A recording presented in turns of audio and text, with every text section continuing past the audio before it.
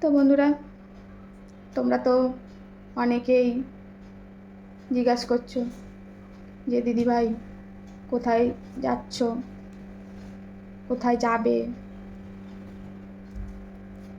মন খারাপ করো না, সব ঠিক হয়ে যাবে। কিন্তু তোমাদের কথাগুলোর উপরেও আমার ভাবনা যাচ্ছে, কারণ একটু ভাবনাটা আমার বেশিই হয়ে গেছে। কি বলবো বুঝতে পারছি না, মানে আবেগে না কি দুঃখে আমি কিছু বুঝতে পারছি না বন্ধুরা। তবে একটা কথা, আমি ভীষণ ভীষণ চাপের মধ্যে আছি।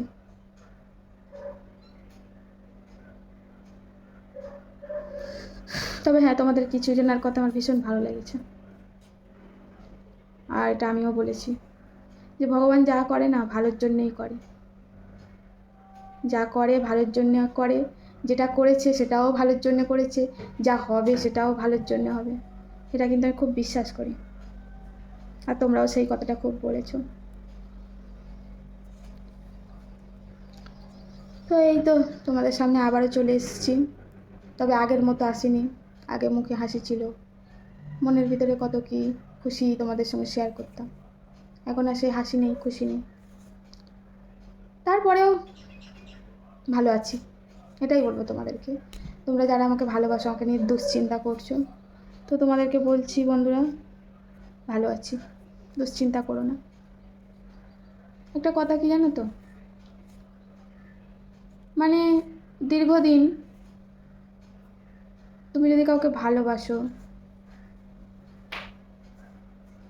সেই জিনিসটা যদি তোমার কাছ থেকে সরে যায়, সেই দুঃখটা কিন্তু সবার উপরে ঊর্ধ্বে। সেই রকম আমারও হয়েছে। ওই জায়গা থাকতে থাকতে ওই জায়গাটার উপরে খুব ভালোবাসা হয়ে গেছে, তাই ওর জন্য মনটা ভীষণ কাঁদছে। আর তাছাড়া তোমরা সবাই দেখেছো আমার ভিডিওতে, যেমন ভালো লাগা ছিল তেমন কষ্টও ছিল।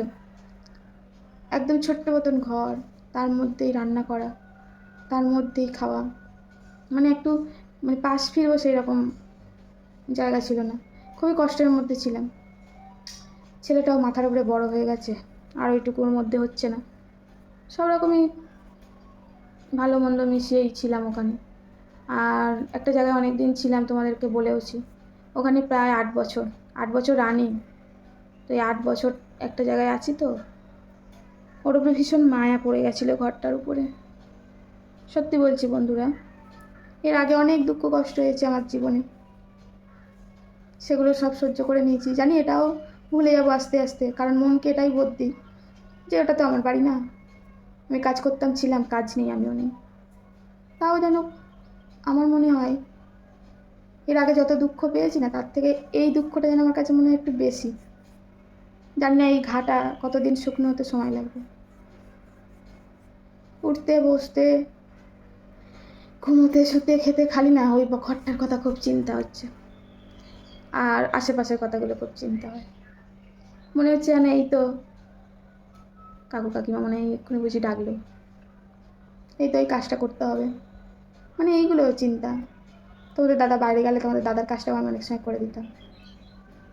আর সবার উপরে যেন ঘরটার কথা বেশি মনে পড়ছে, খুব খুব মনে পড়ছে। ভুলতে পারছি না বন্ধুরা, মানে আমাকে পুরো নড়িয়ে দিয়ে গেল। মানুষ কতটা খারাপ হতে পারে, তাই না? মানুষ মানুষের কি না করতে পারে, আবার এই মানুষই মানুষকে ভালোবেসে বুকে টেনে নিতে পারে। তার জ্বলন্ত নিদর্শন হচ্ছে আমরাই। ধরো এই তো এত বড় একটা দুঃখ, তার মধ্যে দেখো কিছু মানুষ আছে, তারা যে এতটা মানে আমাদেরকে ভালোবেসে, না হলে কেউ কারোর জন্য কিছু করে না, সত্যি বলছি। তারা এতটাই আমাদেরকে ভালোবাসে, মানে নিজের নিজের নিজের থেকেও বেশি যেন মনে হয়। এই তো এই সময় আমাদের পাশে দাঁড়ানো, আমাদের হাতাহাতি, একটা জায়গায় শিফট করতে গেলে কত কষ্ট করতে হয়, কত দৌড়ঝাঁপ থাকে, কত গোছানো থাকে, সেগুলো যেন আমি কিছু মানে অনুভব করলাম না। একদিনের মধ্যেই সব ঠিকঠাক হয়ে গেল। তাই বলি ভগবান আছে, কেউ না কেউ তো কারোর ধ্বজা বলা হয়। তো সত্যি বলছি, আমার একটা ভাই আছে, সাথে দিদি আছে, জামাইবাবু আছে, এরা আমার নিজের কেউ না হলেও আমার অনেক। আর আমার মনে হয় ভবিষ্যৎটা বলে বলবো না, আমি মৃত্যুর আগে পর্যন্ত এদেরকে মনে রাখবো। সত্যি মানে সমস্ত জিনিস এক জায়গা থেকে এক জায়গায় নিয়ে আসা, একটা সংসারে কত কি থাকে তাই না? সেই সমস্ত জিনিসগুলোকে টেনে টেনে নিয়ে আসা, আবার আর একটা ঘরে শিফট করা, সেগুলোকে তার জায়গা মতন গোছানো, মানে এরা এত করেছে না, আমি জাস্ট আর কিছু বলার নেই। মানে আমার এই জীবন শেষ হওয়ার আগের দিন অবধি আমি এদের মনে রাখবো। আর মনে রাখবো বলবো না, মনে থাকবে, আমার এই জায়গাটায় থাকবে। এইসব ঋণ আমি কোনো দিন এদেরকে দিয়ে শোধ করতে পারবো না। আমার জীবনের মানে যেমন দুঃখর দিক আছে, এটা বললাম জীবনের সব থেকে বড় একটা ধাক্কা খেলাম, সেরকম একটা আরও মানে জীবনের আরও বড় একটা অভিজ্ঞতা হয়ে গেল আজকে, যে না কেউ তো আছে। মানে আমার যেই দুঃখটা আমি বুঝতে পারলাম না, মনেতেও দুঃখ, আবার শারীরিকভাবেও কষ্ট করতে হতো, একা একা এইসব জিনিসপত্র। সত্যি আমি এতটুকু কাজ করিনি, মানে সমস্ত জিনিসপত্র এনে দিদি, জামাইবাবু, আমার একটা ভাই, সবাই আমাকে হেল্প করেছে।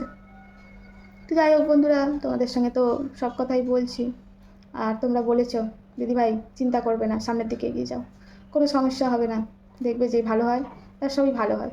জানি না গো, আমি আমি ভালোও না, আমার ভালো হবে কিনা জানি না, ভালো হলে কি আর এরকম হয় তাই না? যাকে যা হয়েছে, তোমরা আছো আমার পাশে, আমার এই সমস্ত মানে প্রাণপ্রিয় লোকেরা, সত্যি এই দিদি, জামাইবাবু, ভাইয়ের কথা কোনোদিন বারবার বলছি, এদের কথা ভুলতে পারবো না।